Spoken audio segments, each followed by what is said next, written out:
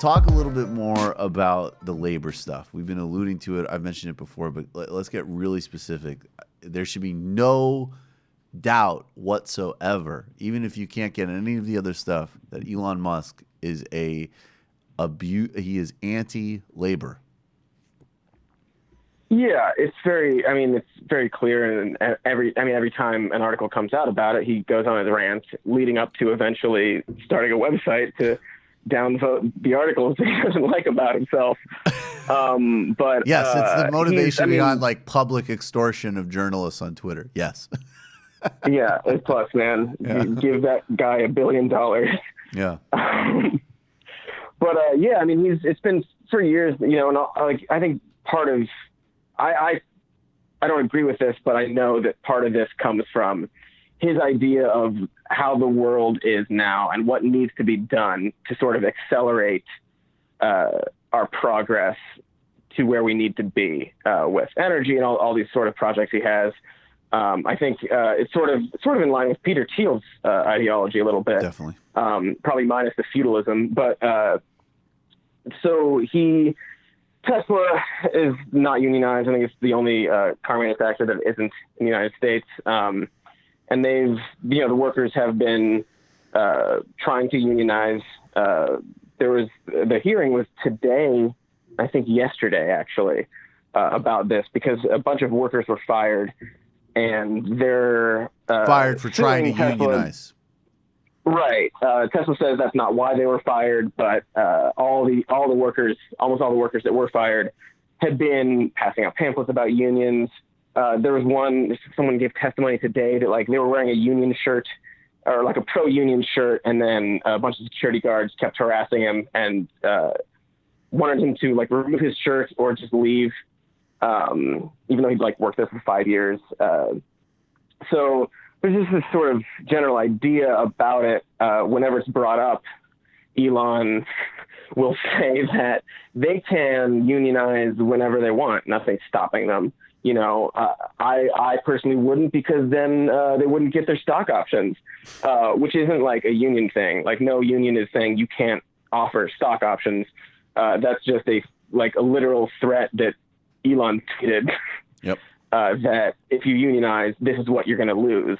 It's very bizarre, actually, because there's in one of his recent earnings calls, he was yelling at investors who were worried, and basically said that if you're worried about like volatility, don't invest. You know, if you're worried about your shares or anything, don't do it, because this is a volatile company. So like you're threatening to take away something that you don't even think is that valuable. Right. Right. So this weird, like talking around this idea that like unionizing is bad, and if you do, you'll lose this thing. But when I'm talking to actual investors, I'm telling them that thing doesn't matter. Right. Right. Do you think that, I mean, I also want to touch briefly. I mean, I don't reduce politics to these terms at all. And but I just on a very basic level, especially for the type of person who will throw you like these Musk talking points, he contributes a good amount of money to Republicans, right? And even if we set aside a much more filled out debate on, frankly, how much this kind of myth of progress can get us anywhere, this is actually, when we look at, Elon Musk, this is why all of a sudden it's important to like deal with, Steve Pinker's new book and these kind of like techno-utopian fantasies, which seem to always just increase inequality and deregulation and do not have, the answer to things like the climate crisis, and the Democratic Party's failings, right? Like, which are numerous, but even on an incredibly narrow level, like even if we were just going to be like, none of the big stuff is in play, but, God damn it, I'm a Democrat and I believe in science and blah, blah, blah, blah, blah. And Elon Musk is great. And you guys are just slamming him for no reason and blah, blah. Doesn't Elon Musk, in terms of campaign contributions, has significantly supported the Republican Party in a way that if we were to translate to policy, certainly would more than make up for a handful of Teslas deployed on the highways of Santa Monica? Right. Like, yeah, I don't know if he even views it as that, because I think that if he's contributing to people he thinks will allow him to do more Yep. and give him more freedom. But does that really, if you consider every single thing that like a Republican will support, does that make it worth it? Is that really going to cancel out, like you said, like a couple of Teslas on the highway? Maybe a few houses in the suburbs have a giant Tesla battery in their garage. That's great. But like, what else are you contributing to? And you've got billions and billions of dollars, which I just can't get past. I know, it's unbelievable. What also gets me, and I want your thought. I'm asking everybody about this. I think that I mean, look, maybe like the rando people on Twitter who will like obsess it, like if you send something out about him, about his labor practices, and they go, "You don't understand, you're trying to stop progress, and Elon Musk is the greatest man ever," or, whatever. Like, I don't know, maybe those people are actually secretly captains of industry. Maybe every single comment you see like that is like secretly a Peter Thiel or Elon Musk sock puppet or something. But Right. if that isn't true, and there are normal people who are not wealthy, they are not part of this game, and they will not, almost certainly will not be. What is the psychology that could possess somebody to worship people like this? It's just so bizarre to me. What do you think that's about? It is very bizarre. I mean, there's a lot going on there. I do think there's an element of that type of person who, and again, I'm going to cite Rick and Morty, and I don't whatever you think about that show, it's fine, it's funny. But I think that there's sort Matt of and David hate it. They're trying to get into a fight with you right now, but they're hanging off don't fight me. It's fine.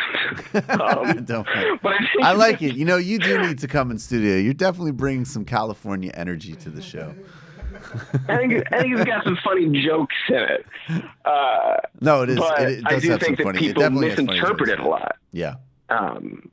Because it's a little more, I'm not gonna say nuanced, but like I think that people watch that show and they're like, I'm the smartest guy in the world too, and I can be a piece of shit.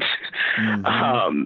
And I think that there is also I think that we've sort of been touching on it. Like there's just a general sense that everyone is failing us, and all these institutions are not doing the things that need to be done. Right.